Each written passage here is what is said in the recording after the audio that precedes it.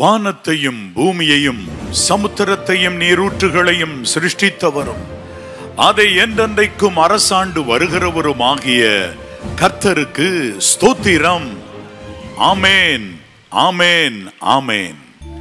ஆம், என் அன்பு சகோதர சகோதரிகளே, ஆசீர்வாதம் டிவி நேயர்களே, யூடியூப் அன்பர்களே, உங்கள் யாவரையும் இந்த நாளிலே அன்போடு கூட வாழ்த்துவதில் நான் மிக்க மகிழ்ச்சி அடைகின்றேன்.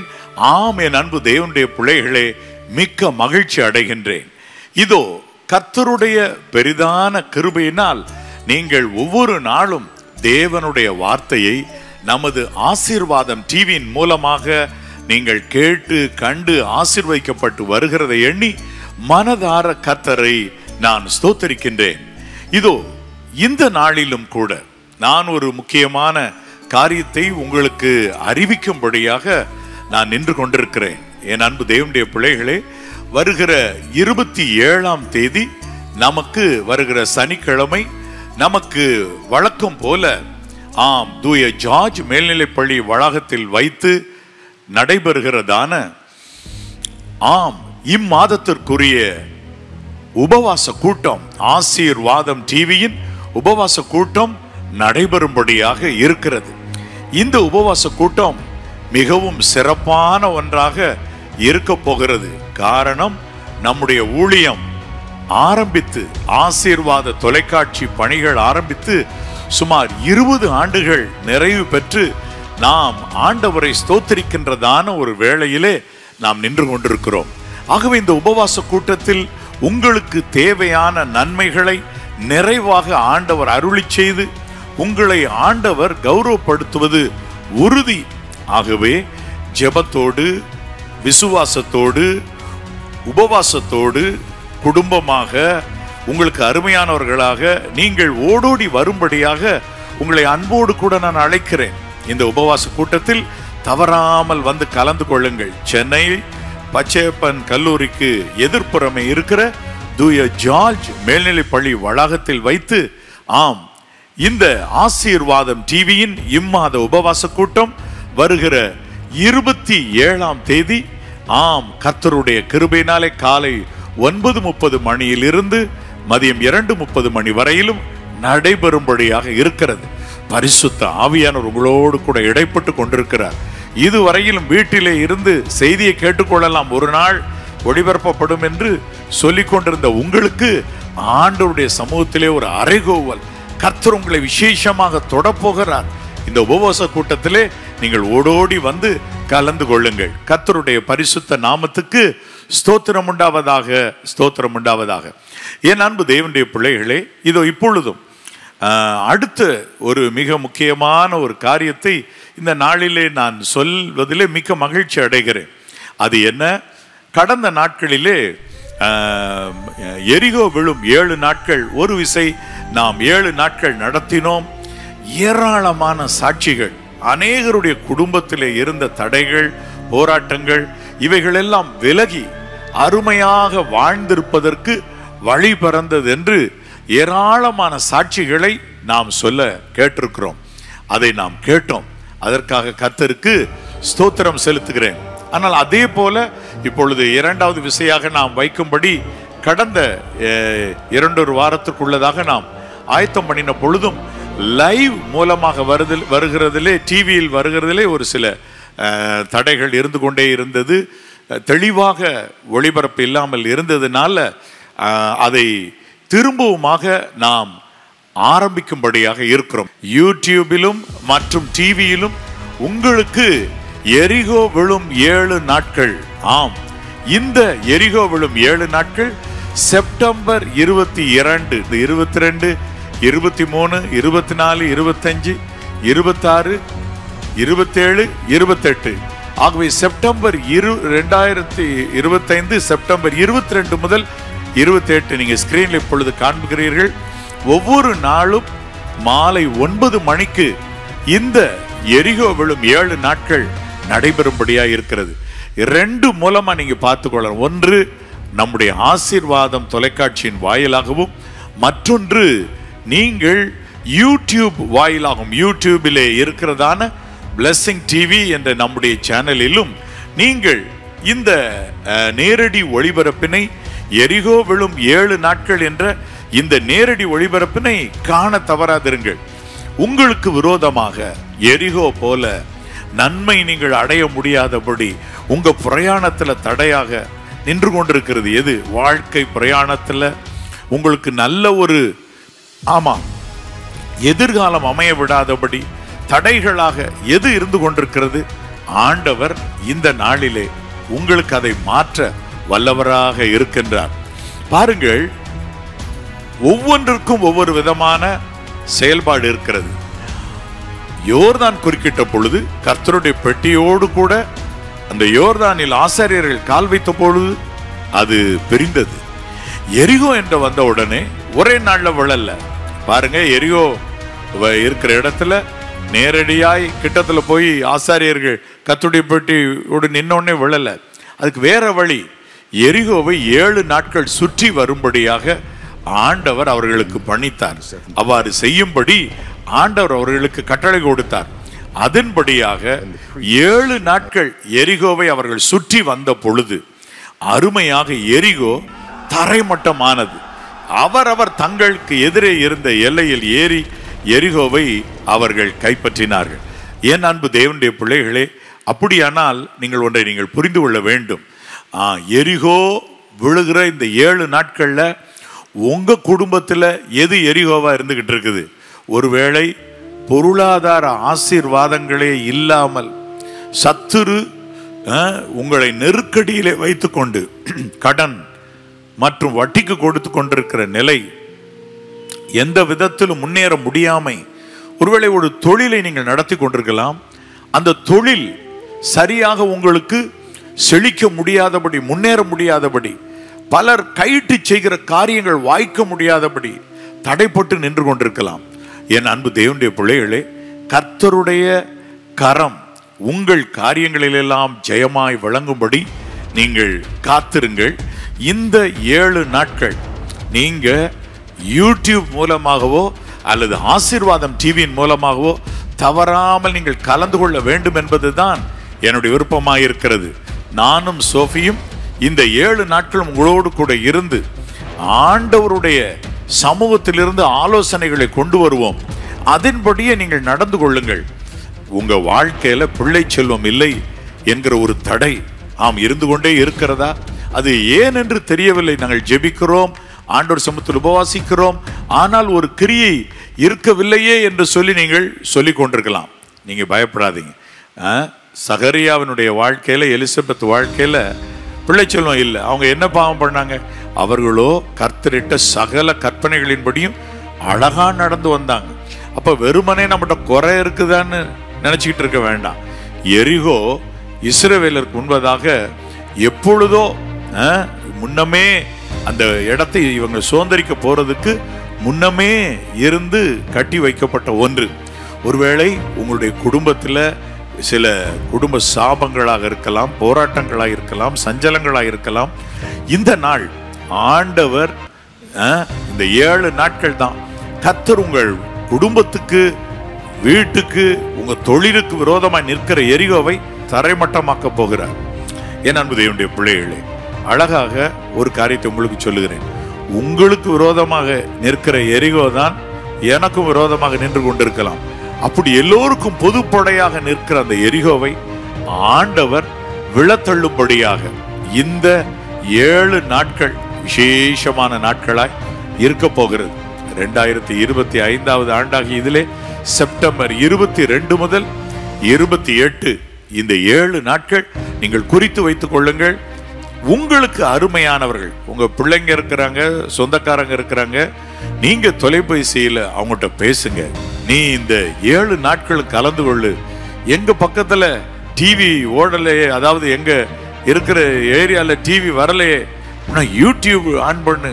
பிளெஸிங் டிவி என்ற சேனல்ல நம்முடைய சகோதர சகோதரியும் இந்த நம்மோடு சேர்ந்து ஜெபிக்க, துதிக்க, அறிக்கை செய்ய, சத்துருவின் கோட்டைகள் விழும்படியாக நமக்காக ஜெபிக்க, பிசாசின் கோட்டைகள், பிசாஸ் என்றும் சாத்தான் என்றும் சொல்லப்படுகிற எல்லா விதமான தீமைகளின் கோட்டைகள் எல்லாம் விழும்படியாக எரிகோ விழும் இந்த 7 நாட்களை ஆண்டவர் உங்களுக்கு முன்குறித்து வைத்திருக்கிறார் என்று விசுவாசியுங்கள். விசுவாசித்தவளே பாக்கியவதி, கர்த்தரால் உனக்கு சொல்லப்பட்டவைகள் நிறைவேறும். ஆகவே உங்களுடைய போன்ல உங்களுக்கு அறிமுகமானவர்கள் எத்தனை பேர் இருக்கிறாங்களோ அத்தனை பேருக்கு நீங்க போன் பண்ணி எரிகோ விழும் 7 நாட்கள் என்ற இந்த நாட்களை அவர்களுக்கு அறிமுகப்படுத்துங்கள். வேதம் சொல்லுகிறது, யோசுவா 6:1-2, எரிகோ இஸ்ரவேல் புத்திரருக்கு முன்பாக அடைக்கப்பட்டிருந்தது, ஒருவரும் வெளியே போகவும் இல்லை, ஒருவரும் உள்ளே வரவும் இல்லை. இப்படி இருக்கும் பொழுது கர்த்தர் என்ன சொல்றார் யோசுவாவிட்ட? கர்த்தர் யோசுவாவை நோக்கி, இதோ எரிகோவையும் அதன் ராஜாவையும் யுத்த வீரரையும் உன் கையில் ஒப்பு கொடுத்தேன். இப்ப நீங்க புரிஞ்சுக்கிடணும், எரிகோவை ஒப்பு கொடுத்து விட்டார், அதனுடைய ராஜாவை ஒப்பு கொடுத்து விட்டார், அதுல இருக்கிற யுத்த வீரர்களை ஒப்பு கொடுத்து விட்டார். நீங்க எதை பத்தி கவலைப்பட போறீங்க? எதை பத்தி வருத்தப்பட போறீங்க? உங்களுக்கு விரோதமா இருக்கிற பிரச்சனைகளையும் அதன் தலையாய் இருக்கிற பிரச்சனையையும் அதுல உங்களோடு எதிர்த்து யுத்தம் பண்ணிக்கிட்டு இருக்கிற பகுதிகளையும் எல்லாம் ஒப்பு கொடுத்துட்டார். ஆனா நம்ம இந்த 7 நாட்கள் ஆண்டவர் சமூகத்துல சுற்றி வர வேண்டியது அவசியம். அப்ப அந்த எரிகோ தரை மட்டும் மாறும். ஒப்பு கொடுத்துட்டாரு, அது விழத்தள்ள வேண்டிய விதம் என்று ஒன்று இருக்கிறது. ஆம், என் அன்பு தேவனுடைய பிள்ளைகளே, இன்று ஆண்டவருடைய சமூகத்தில் தீர்மானித்தவர்களாக 7 நாட்கள் ஆம் கர்த்தருடைய கரங்களில் ஒப்பு கொடுத்து, ஆண்டவரே எங்க குடும்பத்துக்கு விரோதமா இருக்கிறதான எரிகோ, ஆம் எங்கள் தேவ பிள்ளைகள் அனைவருக்கும் விரோதமாக சத்துருவானவன் கட்டிய எரிகோ விழ வேண்டும் ஆண்டவரே. ஆண்டவர் சமூகத்தில் இப்பொழுதே ஜெபிக்க ஆரம்பித்து விடுங்கள், துதிக்க ஆரம்பித்து விடுங்கள். உங்க வாழ்க்கையில பரிசுத்த குறைச்சல் இருந்தா அதிலிருந்து வெளியே வாங்க, ரகசிய பாவங்கள் இருந்தா வெளியே வாங்க, ஆண்டவருக்கு பிரியமில்லாத செயல்பாடுகள் எது இருக்கிறத விட்டு வெளியே வாங்க. நாள் நிமித்தம் சகுனம் பார்க்குதல் இவைகளெல்லாம் தேவ பிள்ளைகளுக்கு தகாதவைகள், கிறிஸ்துவை பின்பற்றுகிறவர்களுக்கு தகாதவைகள் என்று நம்முடைய பரிசுத்த வேதாமம் சொல்லுகிறபடினால அதெல்லாம் விட்டு வெளியே வாங்க. கர்த்தாவே, என்னுடைய வீடு நிலை நிற்கணும், என் வீட்டுக்கு விரோதமா, என் குடும்பத்துக்கு விரோதமா, என்னுடைய பிள்ளைகளுக்கு விரோதமா, என்னுடைய வீட்டாருக்கு விரோதமா, என்னுடைய தொழிலுக்கு விரோதமா, என்னுடைய ஆவிக்குரிய ஜீவியத்துக்கு விரோதமா இருக்கிற எரிகோ விழவே வேண்டும் ஆண்டவரே.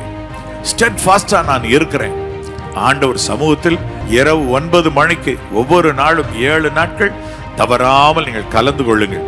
என் அன்பு தேவனுடைய பிள்ளைகளே, நீங்கள் எந்த ஒரு ஆயத்தமும் நீங்க இதுக்குன்னு வேற எதுவும் செய்ய வேண்டாம். உங்களை பரிசுத்தம் பண்ணி கொண்டு நீங்கள் ஆயத்தமாகுங்கள். இதோ நாங்கள் ஆண்டவர் சமூகத்தில், கர்த்தருடைய சமூகத்தில் ஆயத்தத்தோடு உங்களை சந்திக்கும்படியா இருக்கிறோம். இந்த லைவ் ஆசீர்வாதம் டிவி லைவ் மூலமாகவும் மட்டுமல்ல, என் அன்பு தேவனுடைய பிள்ளைகளே, யூடியூபில் உள்ள பிளெஸிங் டிவி என்ற நம்முடைய சேனல் மூலமாகவும் நீங்கள் இந்த லைவை பார்த்து ஆசீர்வதிக்கப்பட வேண்டும் என்று ஆண்டவர் எதிர்பார்க்கிறார். உங்களுடைய குடும்பத்திலே என்னென்ன தடைகள் இருந்தாலும் சரி, எல்லாவற்றையும் ஒரு பேப்பர்ல வேணா எழுதிக்கிடுங்க. நீங்க ஒரு பேப்பர்ல எழுதிக்கிடுங்க. இந்த எரிகோ விழும் 7 நாட்களுக்கு முன், எரிகோ விழும் 7 நாட்களுக்கு பின் அப்படின்னு போட்டுக்கலாம். நீங்க உங்க டைரியில எரிகோ விழும் 7 நாட்களுக்கு முன் என் குடும்பத்துல வாழ்க்கையில் இருக்கிற தடைகள் என்னென்ன, போராட்டங்கள் என்னென்ன எழுதி வச்சுக்கிடுங்க. எல்லாம் ஆண்டவர் சமூகத்தில் நாம் நிற்க போகிறோம். நாம் துதிக்கும் பொழுது கர்த்தர் அதை தள்ளுவார், கர்த்தர் அதை விழ தள்ளுவார். கர்த்தர் உங்களுக்கும் நாம் யாவருக்கும் விரோதமாக, மனு குலத்திற்கு விரோதமாக நின்றிருக்கிற சத்துரு கட்டி இருக்கிற எரிகோவை விழ பண்ணுவார். விழுந்து அது நொறுங்குவதை நீங்கள் காண்பீர்கள். சாம்பலாகும், இருந்த இடம் தெரியாமல் போகும். நீங்கள் இந்த 7 நாட்களை வருடம் அப்பொழுது கொண்டாடலாம். எப்படி? செப்டம்பர் மாதம் 22 இருந்து 28 எங்க குடும்பத்துக்கு விரோதமா இருந்த எல்லா எரிகோவையும் கர்த்தர் உடைச்ச நாளியா, என் வீட்டாருக்கு விரோதமா இருந்த, ஆவிக்குரிய ஜீவத்துக்கு விரோதமா இருந்த எரிகோவை கர்த்தர் உடைச்சு போட்ட நாள், தகர்த்த நாள்னு சொல்லி நீங்கள் கொண்டாடலாம்.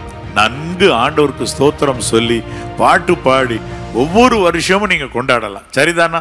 ஓகே, நீங்கள் ஆயத்தமாகி கொள்ளுங்கள்.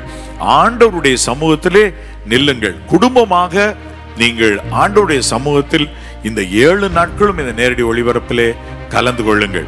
யூடியூப்ல இதுவரைக்கும் நம்முடைய சேனல் சப்ஸ்கிரைப் பண்ணாம இருக்கலாம். நீங்க எல்லோரும் இன்றைக்கு சப்ஸ்கிரைப் பண்ணிக்கொள்ளுங்க.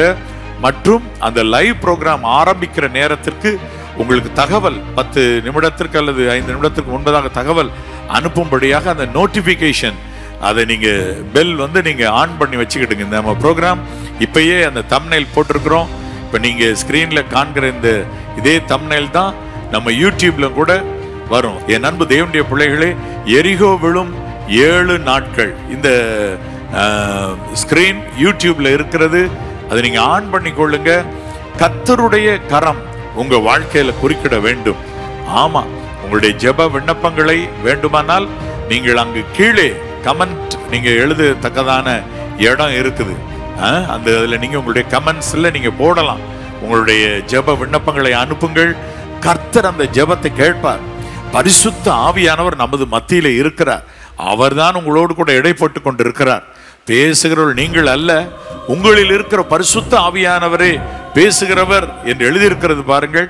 இப்பொழுது பரிசுத்த ஆவியானவர் தான் உங்ககிட்ட பேசிட்டு இருக்கிறார். உங்க வீட்டுக்கு விரோதமாக என்ன தடைகள் இருந்தாலும், எனக்கு விரோதமா வேற ஒன்றும் தடை இல்லை பிரதர், ஆவிக்குரிய பிரகாரமா நல்ல உற்சாகமா இருக்க முடியல, தேவனை தேட முடியல, ஏதோ ஒரு தடை, அது ஒண்ணுதான். வாங்க, ஆண்டவர் உங்கள் தடைகளை எல்லாம் மாற்றி உங்கள் தலையை நிமிர்ந்து நிற்க பண்ணுவார்.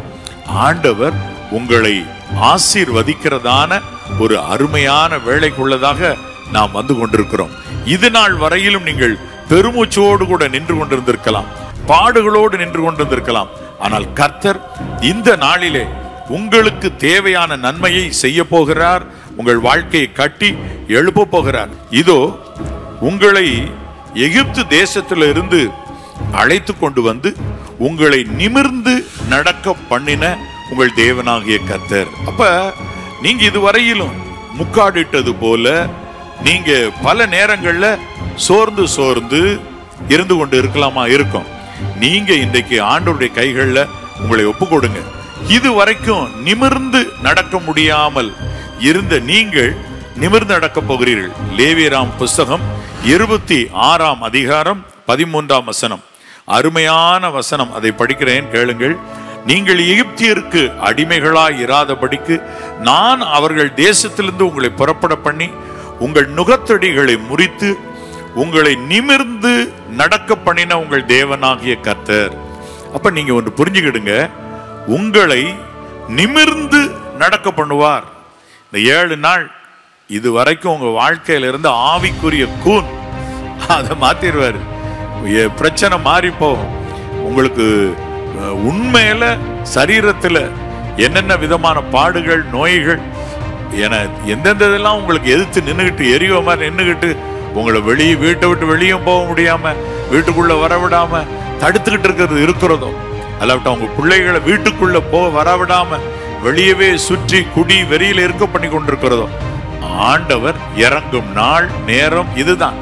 சரியா இரவு 9 மணிக்கு சரியாக நீங்கள் ஆசீர்வாதம் டிவியின் பெட்டிக்கு முன்பதாக வந்து அமருங்கள்.